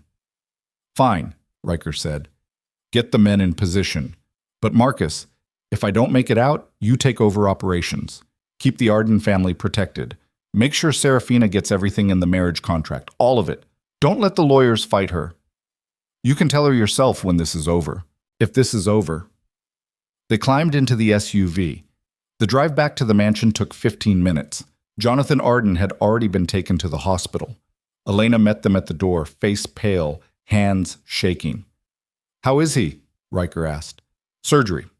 3 gunshot wounds, chest, shoulder, abdomen. The doctors say the next 6 hours are critical. And Serafina's sister? Safe. We got security to her before anything happened. She's with her brother now. Neither of them know about their father yet. Keep it that way until I get Serafina back. If I get her back, he didn't say. Elena studied his face. She'd known him since he was a child, had watched his father turn him into the man he'd become, had seen every brutal lesson, every hard decision, every piece of humanity carved away in the name of power. You're going to trade yourself for her, Elena said quietly. It wasn't a question. Yes. Your father would be furious. My father's dead. He'd say you're being weak, sentimental, that you're throwing away everything for a girl who doesn't even love you. He'd be right. Elena's expression softened. But I think you're being brave, and I think she's lucky to have you. Riker didn't feel brave. He felt terrified. Not of dying. He'd made peace with that years ago. In his line of work, violent death was always one bad decision away, but dying without knowing if Serafina made it out alive, that scared him. I need to do something, he said. Before dawn. All month, Riker spent the next 3 hours in his office writing letters. One to Marcus with instructions for the organization. How to handle succession, which alliances to maintain, which enemies to eliminate first. Everything Marcus would need to survive the power vacuum Riker's death would create. One to Jonathan Arden apologizing for everything, for the marriage, for the danger, for failing to protect his daughter. One to Serafina's siblings explaining that none of this was their fault, that their sister was brave and strong and they should be proud of her, and one to Serafina herself. That one took the longest. He started it 12 times. Threw away every draft. The words felt inadequate, too formal, too emotional, too honest. Not honest enough. Finally, he just wrote the truth. Serafina, by the time you read this, I'll be dead or close to it. I'm making an exchange with Dmitri Volkov, my life for yours. It's the only way to get you out safely. I know you didn't choose this marriage. I know you hate me for bringing you into this world. You have every right to. I made a business decision without considering what it would cost you. That was wrong. selfish, unforgivable. But somewhere in the past 2 weeks, something changed. I started seeing you as more than a strategic asset, more than a solution to a debt. You became real to me, your fear, your anger, your strength. I don't know if that's love. I don't know what love is supposed to feel like. My father beat that out of me a long time ago. But I know I'd rather die than live in a world where you're suffering because of choices I made. The marriage contract guarantees you financial security. Marcus will make sure you get everything. Use it to take care of your family. Live the life you should have had before I ruined everything. I'm sorry for all of it. Riker. He sealed the letter in an envelope, left it on his desk with instructions for Marcus to deliver it if things went wrong. Then he went downstairs to the armory. His father had kept an extensive weapons collection: handguns, rifles, knives, explosives, everything you'd need to fight a small war. Riker selected a Sig Sauer P226, the same gun he'd carried for the past 10 years. Checked the magazine, 15 rounds. He slid 2 backup magazines into his jacket pocket. Marcus appeared in the doorway. Teams are in position around the cement factory, hidden in buildings across the street. If you give the signal, they move in. What's the signal? 3 gunshots, rapid succession. And if I'm already dead by then? Then we storm the place anyway and try to get her out. It was the best they could do. Riker checked his watch. 4:30 a.m., 90 minutes until dawn. I need to see my father, he said. The family cemetery sat on a hill overlooking the ocean. 10 generations of Vales buried beneath marble headstones and stone monuments. Men who'd built empires through violence and cunning. Women who'd survived in a world designed to destroy them. Riker's father lay beneath a massive granite marker engraved with his name and dates. No inspirational quotes, no religious scripture, just the facts. Born, died, buried. Riker stood at the grave while dawn approached from the east, painting the sky in shades of gray and gold. I'm about to do something you'd hate, Riker said to the stone. Trade my life for a girl I barely know. Sacrifice everything you built for someone who isn't family, isn't blood, isn't part of the Empire. The grave offered no response. You'd say I'm weak, that I'm letting emotion cloud my judgment, that a real leader makes hard choices and lives with the consequences. Wind rustled through the trees surrounding the cemetery. But you were wrong about a lot of things, Riker continued. You were wrong that power is all that matters. You were wrong that caring about people makes you vulnerable. You were wrong that the only way to survive is to become a monster. He crouched down, placing his hand on the cold marble. I don't want to be you. I don't want to build an empire on fear and blood and spend my entire life alone because I'm too scared to let anyone get close. If dying today means Serafina gets to live, means she gets to have a real life with people who love her, then it's worth it. He stood. Goodbye, old man. He walked back down the hill toward the waiting SUV where Marcus stood beside the open door. You ready? Marcus asked. No. Good. Means you're thinking clearly. They drove toward the industrial district as dawn broke over the city. The cement factory loomed in the distance, a massive concrete structure surrounded by rusted chain-link fence and broken machinery. It had been abandoned since the economic collapse 10 years ago. Now it was just a shell, a perfect location for what Dmitri had planned. Marcus stopped the SUV 3 blocks away. This is as far as I go, Marcus said. You walk from here. Riker checked his gun one final time, holstered it, stepped out of the vehicle. Marcus grabbed his arm. If you get a clean shot, take it. Don't wait. Don't hesitate. Dimitri's not going to fight fair no matter what he promised. I know. And Riker, if you don't make it out, I'll take care of everything. The organization, the family, her, I promise. I know. They gripped hands, brothers in everything but blood. Then Riker turned and walked toward the cement factory alone. The entrance was a gaping hole where the main doors had been torn away years ago. Inside, the factory floor stretched into darkness. Concrete support columns rose like ancient ruins. Broken conveyor belts snaked across the space. Shattered windows let in weak morning light. In the center of the floor, a single spotlight illuminated a clear space. Dmitri Volkov stood in that spotlight, hands in his pockets, smiling. Behind him, 2 men held Serafina. She looked worse than in the photographs. Bruises covered her face. Her lip was split. One eye was swollen nearly shut. Her hands were bound behind her back. Tape covered her mouth. But she was alive. Her eyes found Riker's across the distance, and something broke in her expression, relief mixed with horror. She started struggling against the men holding her, trying to shake her head, trying to scream through the tape, trying to tell him to run. Riker stepped into the light. "Right on time," Dmitri said. "I like that. Punctuality. Shows respect. Let her go. Soon. First we talk. You and me. Man to man." Dmitri gestured to the open space around them. "I brought some friends. Hope you don't mind. They wanted to watch." Riker's eyes adjusted to the darkness beyond the spotlight. Shapes moved in the shadows. 20 men, maybe more, all armed, all watching. This wasn't a duel. This was an execution with an audience. "I came alone like you asked," Riker said. "Now honor your end. Release her." "I will, after we settle our business." Dmitri pulled a gun from his jacket, checked the magazine, smiled. "You brought yours, I assume?" Riker drew his Sig Sauer, held it loose at his side. "Good," Dmitri said. "Here's how this works. We stand 20 paces apart. On my count, we draw and fire. First man to land a killing shot wins. Winner takes all. Loser dies. Simple, clean, old-fashioned. And if I win, she goes free. You have my word." "Your word is worthless." Dmitri laughed. "Probably. But what choice do you have?" "None." Riker had no choice. He'd known that the moment he walked through the entrance. "Fine," Riker said. "Let's do this." Dmitri nodded to his men. They dragged Serafina to the side, forcing her to her knees 20 feet away. One of them pressed a gun to her head.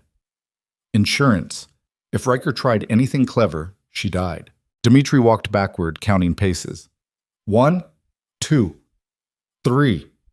His voice echoed off concrete walls. 4, 5, 6. Riker matched him step for step, moving away from Serafina, away from any chance of shielding her with his body. 7, 8, 9. His heart hammered against his ribs. Sweat slicked his palms despite the cold. 10, 11, 12. He'd been in firefights before, had killed 11 men with his own hands, had survived situations that should have killed him, but he'd never fought a duel, never stood face to face with someone and waited for a countdown to decide who lived and who died. 13, 14, 15. Dmitri was fast. Riker had heard stories. The man had killed 20 people in his rise to power, most of them in close quarters combat, quick, brutal, efficient. 16, 17, 18. But Riker had one advantage. He wasn't fighting for power or territory or respect. He was fighting for Serafina. 19, 20. They stood 20 paces apart, 2 men with guns. 2 empires built on violence, 2 lives about to collide. Dmitri smiled. "Any last words?" Riker looked past him to where Serafina knelt, tears streaming down her bruised face. "I'm sorry," he said. Not to Dmitri, to her. "On 3, Dmitri announced. 1. Riker's finger moved to the trigger. 2. Everything slowed down, his breathing, his heartbeat, the world narrowing to this single moment. 3. Riker drew and fired, not at Dmitri. At the man holding the gun to Serafina's head. The bullet caught the guard in the temple. He dropped instantly. Chaos erupted. Dmitri fired. The bullet whistled past Riker's ear, missing by inches. Riker dove sideways, rolling behind a concrete support column as gunfire exploded from every direction. Dmitri's men opened fire. Bullets sparked off concrete, shattered windows, tore through the air where Riker had been standing. He'd betrayed the terms, broken the rules. And now everyone in the building wanted him dead. But Serafina was alive. That's all that mattered. He fired blind around the column, keeping Dmitri's men suppressed. Counted rounds, 12 left in the magazine, 2 backup mags, 45 bullets total against 20 armed men. Terrible odds. But he'd faced worse. "Kill him!" Dmitri screamed. "Kill him now!" Riker broke from cover, sprinting toward Serafina. She'd rolled away from her dead guard, hands still bound, trying to crawl toward the exit. Bullets chased him. One grazed his shoulder. Hot pain exploded down his arm, but he didn't stop. He reached Serafina, grabbed her, dragged her behind a rusted conveyor belt as gunfire tore through the metal. "Stay down," he shouted. He ripped the tape from her mouth. She gasped for air. "You came. You actually came. Not dying without you." He cut the ropes, binding her wrists with a knife from his boot. Her hands came free. She grabbed his jacket, pulling him close. "This is insane. There's 20 of them. You can't." "I know, but I had to try." More gunfire. The conveyor belt was shredding under sustained fire. They had maybe 10 seconds before the cover failed completely. Riker pulled out his phone, pressed a button, sent a single word to Marcus. "Now." Then he grabbed Serafina's hand. "When I say run, you run for that door. Don't stop. Don't look back. My men are outside. They'll get you to safety." "What about you?" "I'll be right behind you." It was a lie. She knew it was a lie, but she nodded anyway. "On 3, Riker said. 1. He checked his magazine. 8 rounds left. 2. He kissed her. Fast, hard, desperate. 3. Run! She ran. Riker stood, firing at anything that moved. Dimitri's men scattered, diving for cover. Serafina sprinted toward the exit, silhouetted against the dawn light streaming through the doorway. Almost there. 10 feet. 5. A gunshot cracked through the factory. Serafina stumbled, fell. "No!" Riker screamed. He broke from cover, running toward her, firing as he moved. Dropped 2 of Dimitri's men. 3, 4. Magazine empty. He ejected it, slammed in a new one, kept firing. Reached Serafina where she'd fallen just inside the doorway. Blood soaked her side. "No, no, no!" His hands pressed against the wound, trying to stop the bleeding. "Stay with me. Stay with me." Her eyes were glassy with pain. "You came back." "Of course I came back." Outside, vehicles screeched to a stop. Marcus and the strike team poured through the entrance, weapons blazing. Gunfire filled the factory. Dimitri's men scattered, some fighting back, others running. Marcus reached Riker's side. "We need to move, now." Together they lifted Serafina, carrying her toward the waiting SUV. Bullets chased them. One caught Riker in the leg. He stumbled, but didn't fall. They made it to the vehicle, threw Serafina into the back seat. Riker climbed in after her, pressing both hands against her wound.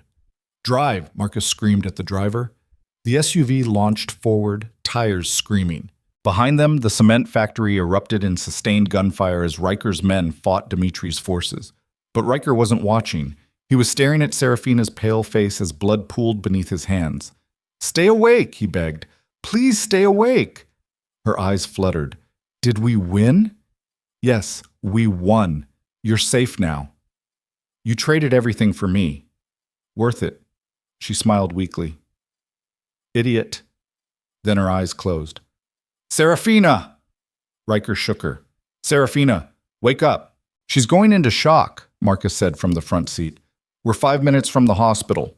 Just keep pressure on that wound." Riker pressed harder. Blood soaked through his fingers. Too much blood. "Don't you dare die," he whispered. "Don't you fucking dare. Not after all this. Not after I finally—" He couldn't finish the sentence, because he didn't know how to say what he felt. Didn't have words for the terror and desperation and something else, something deeper, that had taken root in his chest over the past 2 weeks. The SUV screamed through city streets, running every red light, Marcus shouting coordinates into his phone for the hospital to prepare trauma teams. Riker held Serafina's limp body, watching her breathe, counting every shallow rise and fall of her chest, and prayed to whatever power existed in the universe that she would survive. Because if she didn't, if she died in his arms after everything they'd been through, then what was any of it for? The hospital emergency room smelled like disinfectant and desperation. Riker sat in a plastic chair in the waiting area, hands still covered in Serafina's blood, watching nurses rush past with equipment he didn't understand. His leg throbbed where the bullet had grazed him. His shoulder burned. Didn't matter. None of it mattered except the operating room doors at the end of the hallway where surgeons were currently fighting to keep Serafina alive. Marcus sat beside him, equally blood-soaked, phone pressed to his ear, coordinating damage control. "I don't care what it costs. I want every witness at that cement factory silenced or bought off. And find Dimitri. I want to know where he went the second he ran." Riker barely heard him. All he could see was Serafina stumbling, falling, blood spreading across her side. The bullet had been meant for him. She'd been in the crossfire because he'd brought her into this world. A doctor emerged from the operating room, surgical mask pulled down, exhaustion carved into every line of his face. Riker stood so fast his wounded leg nearly buckled. "How is she?" "Stable." The bullet entered below the rib cage, missed major organs but caused significant internal bleeding. "We've repaired the damage, but the next 24 hours are critical. If she makes it through without complications, she should recover fully." Should, not would. Should. "Can I see her?" "She's being moved to ICU. Give us 30 minutes to get her settled." The doctor disappeared back through the operating room doors. Riker sank into the chair, head in his hands, breathing for what felt like the first time in hours. "She's alive," Marcus said quietly. "Barely. But alive. That's what matters." Riker looked up. "What's the damage report?" Marcus set down his phone. 8 of our men dead at the cement factory. 12 wounded. Dimitri's crew took heavier losses. 15 dead, 6 captured. But Dimitri himself got away. My sources say he's gone to ground. Probably left the city. Find him. We will. But Riker, there's something else you need to know. What? Jonathan Arden died in surgery 20 minutes ago. I just got the call from the trauma team. The words hit like a fist to the chest. Serafina's father, dead. Because Dimitri had sent a message.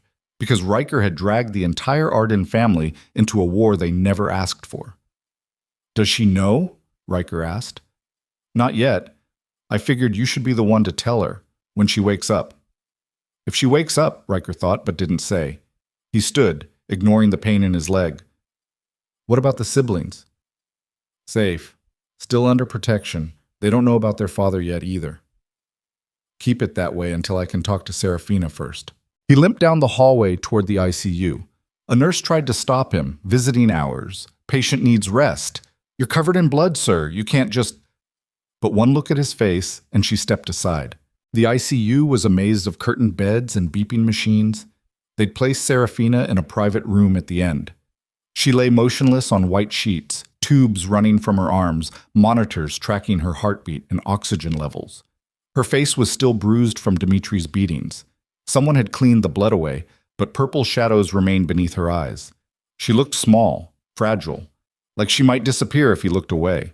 Riker pulled a chair close to her bed, sat down carefully. His leg was bleeding through his pants, but he didn't care. He took her hand. Her skin felt cold. You have to wake up, he said quietly. I know you're tired. I know you're hurt. But you have to wake up because I need to tell you something I should have said weeks ago. The monitors beeped steadily. I'm sorry. For all of it. For marrying you to settle a debt. For bringing you into my world without thinking about what it would cost. For being too stupid and arrogant to realize that power doesn't mean anything if you're alone. Her fingers twitched slightly in his grip. Maybe coincidence. Maybe not. My father taught me that caring about people makes you weak. That love is a liability. That the only thing that matters is control. Riker's voice cracked. He was wrong. You made me realize he was wrong. You're the strongest person I've ever met, and you didn't need violence or fear to prove it. You just existed, and somehow that changed everything. He leaned forward, resting his forehead against her hand. So wake up, please, because I don't know how to do this without you. The machines kept beeping. She kept breathing, and Riker sat there holding her hand, waiting for something that might never come. 3 days passed like years. Serafina remained unconscious. The doctor said it was normal. Her body needed time to heal, to process the trauma. But every hour that passed without her waking up felt like another layer of guilt crushing Riker's chest. He barely left her room, slept in the chair beside her bed, ate when nurses forced food on him, ignored calls from business associates demanding to know what was happening with the organization. Marcus handled everything else. The war with Dimitri. The fallout from the cement factory shootout. The inevitable police investigation that required bribing half a dozen detectives to look the other way. And the funeral.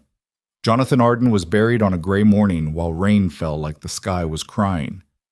Riker attended despite knowing he wasn't welcome.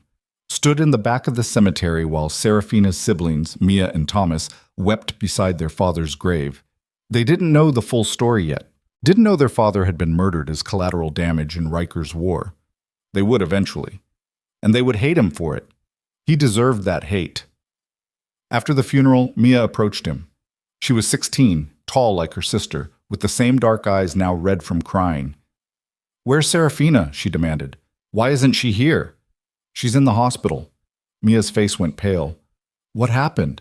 "She was hurt, during the same attack that killed your father. She's stable but unconscious." "I want to see her." I don't care what you think. She's my sister. Take me to her. Now." So he did. Mia sat beside Serafina's bed for 2 hours, holding her hand, crying silently. Thomas joined them later, a quiet 18-year-old kid who looked like he was barely holding himself together. "This is your fault," Thomas said to Riker. His voice shook but held steady. "You married her. You brought her into your world. And now our father's dead and she's—" He gestured helplessly at Serafina's unconscious form. "She's dying because of you." "You're right." "That's it? That's all you have to say?" "What do you want me to say?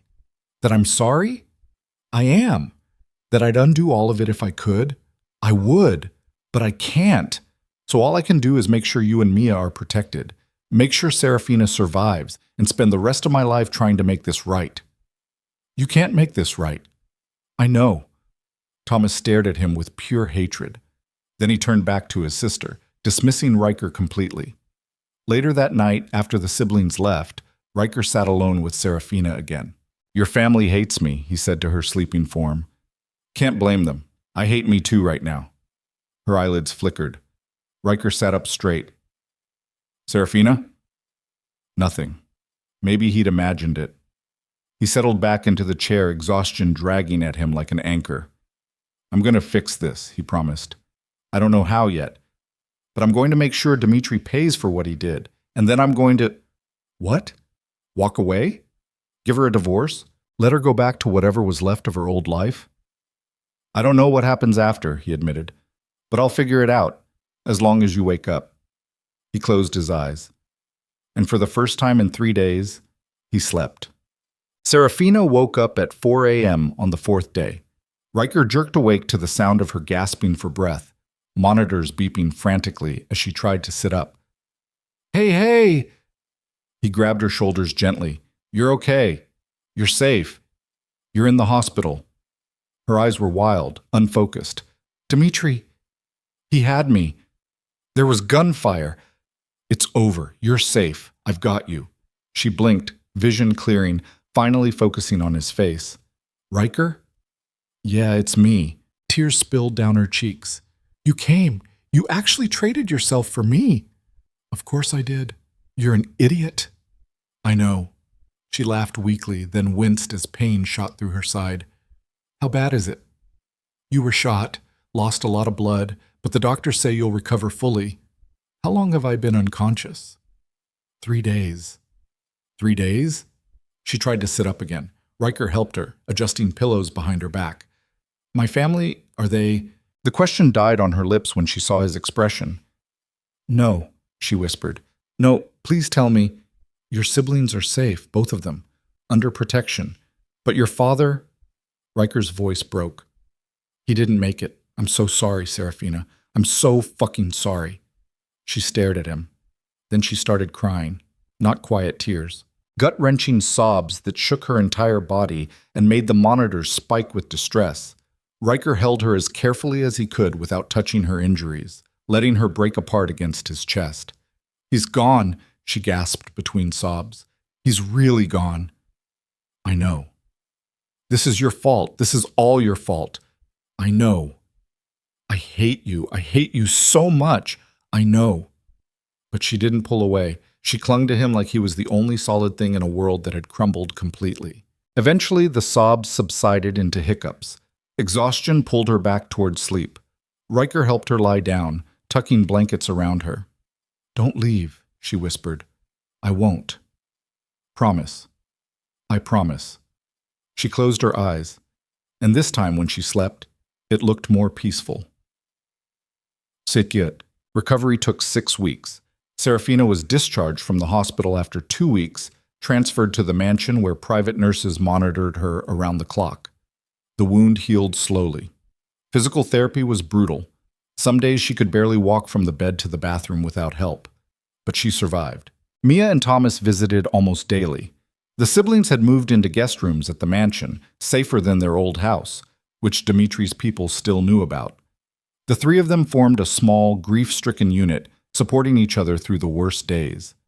Riker gave them space. Stayed in his office most days, handling business remotely. Marcus reported that Dimitri had been spotted in 3 different cities, Miami, Chicago, Las Vegas, but always disappeared before they could confirm locations. The man was a ghost now, running, hiding, but still alive, which meant the threat wasn't over. One afternoon, 6 weeks after the cement factory, Serafina appeared in Riker's office doorway. She was walking without assistance now, dressed in jeans and a sweater, her bruises finally faded to yellow shadows. "We need to talk," she said. Riker closed his laptop. "All right." She sat in the chair across from his desk, folded her hands in her lap, took a deep breath. "I want a divorce." The words hit harder than he'd expected, even though he'd been waiting for them. "Okay," he said quietly. She blinked. "Okay? That's it? What do you want me to say? You're right. This marriage was a mistake from the beginning. I never should have made that deal with your father. I'll have my lawyers draw up the papers.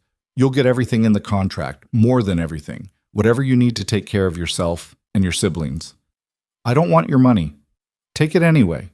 You've earned it." Serafina's jaw tightened. "Don't do that." "Do what? Act like this is some business transaction, like you're just cutting me a check and moving on. Isn't that what you want?" "I don't know what I want." She stood abruptly, pacing the office. "My father's dead. My family's destroyed. I'm living in the house of a man who married me to settle a debt. And somehow," her voice cracked, "somehow I can't figure out if I hate you or—" She stopped. Riker waited. "Or what?" he asked finally. "Or if I'm completely insane for feeling anything else." Silence filled the office. Outside the windows, ocean waves crashed against the cliffs. "You're not insane," Riker said.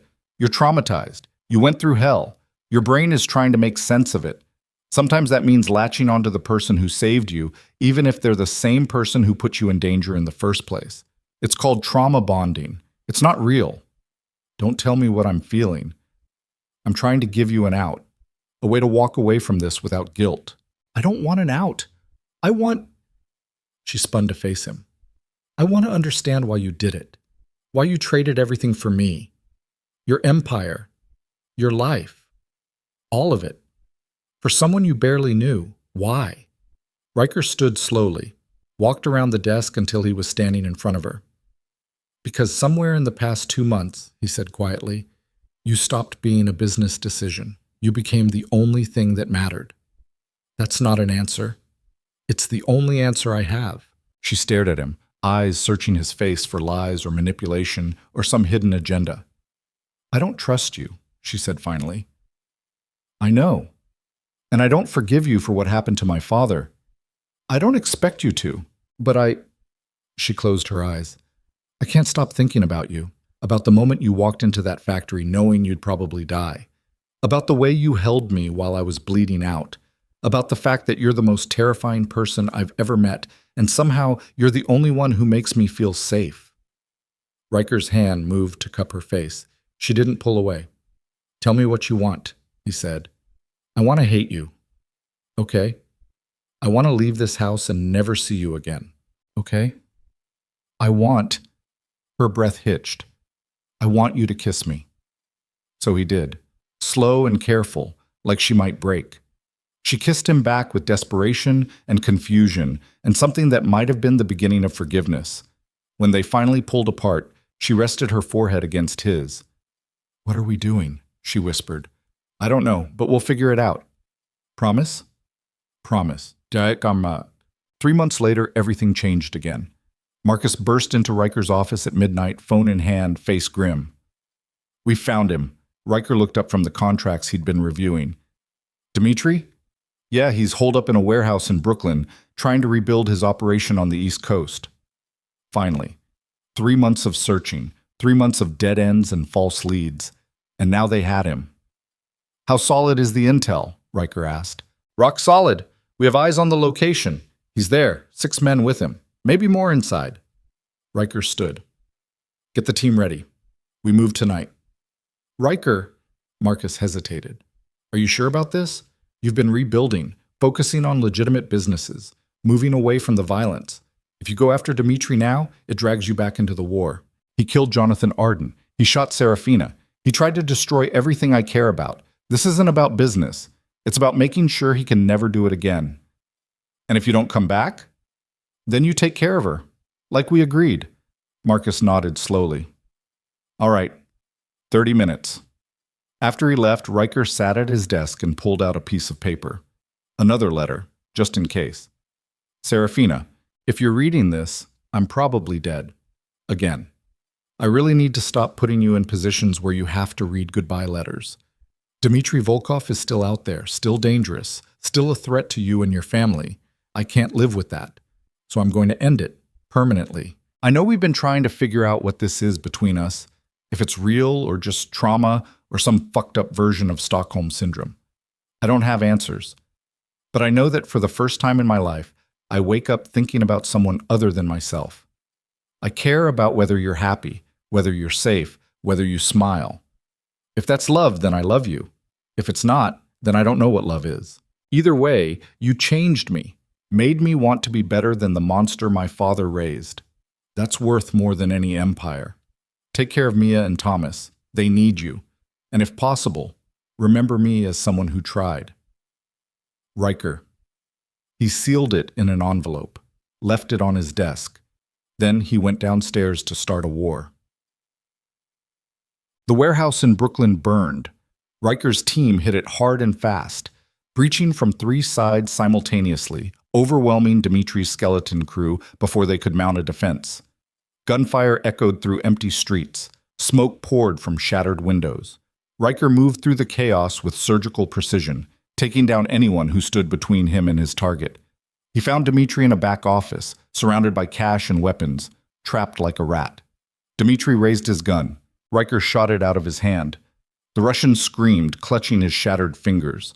Riker walked forward slowly, kicked the gun away, stood over the man who'd caused so much destruction. You should have stayed gone, Riker said. Dmitri laughed through his pain. You think killing me changes anything? You think this ends the war?